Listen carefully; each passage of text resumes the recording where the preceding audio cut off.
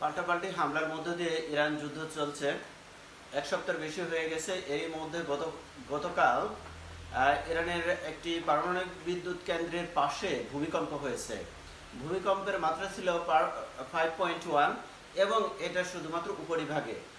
এতে ধারণা করা হচ্ছে যে ইরান খুব সম্ভবত পারমাণবিক বোমার পরীক্ষা চালিয়েছে বলে কিছু কিছু নিউজে আসছে। এছাড়াও চীন এতদিন কার্গো বিমানে বেশ কিছু কার্গো বিমান ইরানের দিকে যেতে যে ইরানের বর্ডারে এসে হঠাৎ করে রাডারের বাইরে চলে যায়। তাদের ধারণা করা হচ্ছে যে ইরান কার্গো বিমানে যুদ্ধাস্ত্র পাঠিয়েছে। একই সাথে ইরানের আরেকটি যুদ্ধজাহাজ মিডল ইস্টে বা ইরানের আশেপাশে অবস্থান নিয়েছে এবং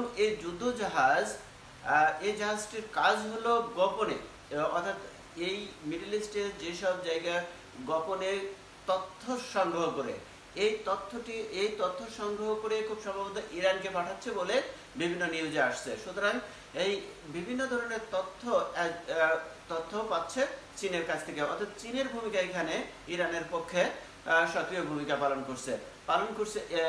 পিছনে আছে রাশিয়াও শক্ত কথা বলছে কয়েকদিন ধরে এবং গতকাল হুমকি দিয়েছে যে এটা বিশ্বযুদ্ধের দিকে মোড় নিচ্ছে, অর্থাৎ বিশ্বযুদ্ধ বেঁধে যেতে পারে, এরকম একটা হুমকি দিয়েছে রাশিয়ান প্রেসিডেন্ট ভ্লাদিমির পুতিন।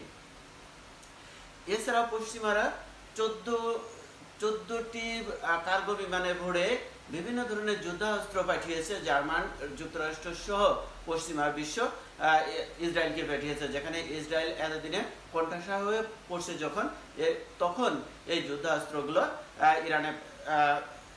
ইসরায়েলে পাঠাচ্ছে। এছাড়া কয়েকদিন আগের বেশ কিছু নিয়ে যেসব অস্ত্র ইউক্রেনে যাওয়ার কথা ছিল প্রতিমধ্যে এগুলো ঘুরিয়ে ইসরায়েলের দিকে পাঠিয়ে দিয়েছে।